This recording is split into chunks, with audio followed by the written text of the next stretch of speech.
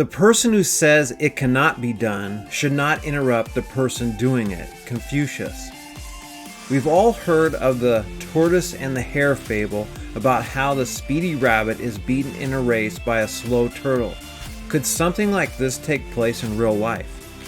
In 1983, there was an endurance race in the land down under from Sydney to Melbourne, Australia, that was a whopping 544 miles.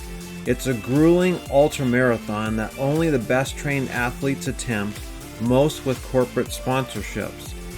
In 1983, a 61-year-old man named Cliff Young showed up at the start of the race in overalls and work boots. He'd been a farmer and a sheep herder his whole life and was used to running around chasing animals. Everyone was shocked that Cliff wasn't a spectator. There was obvious disdain and ridicule as contestants and observers thought this was a bad joke. Who is this guy with cut holes in his pants for ventilation and leaving his false teeth at home because he says they rattle when he runs? He didn't even have a spare pair of running shoes, let alone enough socks. The Australian press thought Cliff was crazy and would never make it. As soon as the race started, Cliff Young quickly fell far behind the other runners as expected. All the professional athletes knew it took about 5 days to finish the race.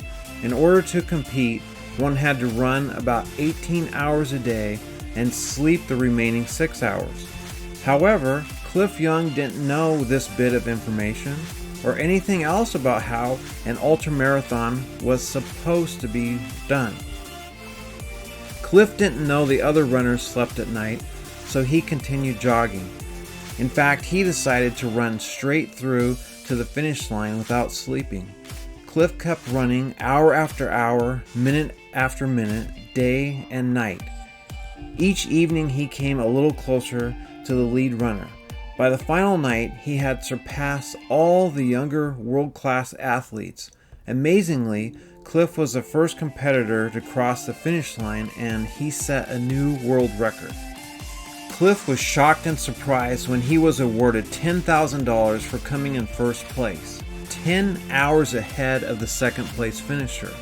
Insisting that he did not enter the race for the money, he divided the cash among the other contestants and took none for himself. Reporters asked him what he was thinking during the 544-mile trek. Cliff imagined he was running after sheep, trying to outrun a bad storm. Cliff ran in a strange, shuffling way that was viewed as silly when he started the race. Today, the young shuffle has been adopted by ultramarathon runners because it is considered more energy efficient. At least 3 champions of the Sydney to Melbourne race have used the shuffle to win. Furthermore, during the Sydney to Melbourne race, modern competitors do not sleep. How could you change the world simply by embracing more of your unique self or doing something in a revolutionary way? Do not let what you cannot do interfere with what you can do. John Wooden. If you would like help embracing your unique skill set, or for a friend or family member, please contact Janelle at On Point Learning Solutions. And don't forget to like and subscribe to this channel too. Thank you.